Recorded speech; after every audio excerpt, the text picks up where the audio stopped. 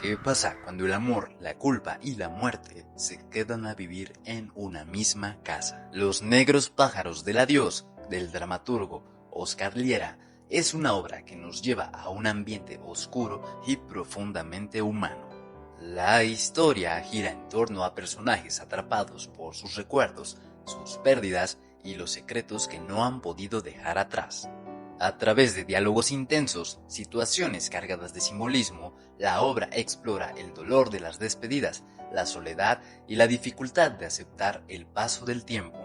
Los negros pájaros representan aquello que persigue a los personajes, la memoria, la culpa y las ausencias que siguen presentes incluso cuando alguien ya no está, recordándonos por qué a veces no son las personas las que se van, sino más bien los recuerdos los que se niegan a partir.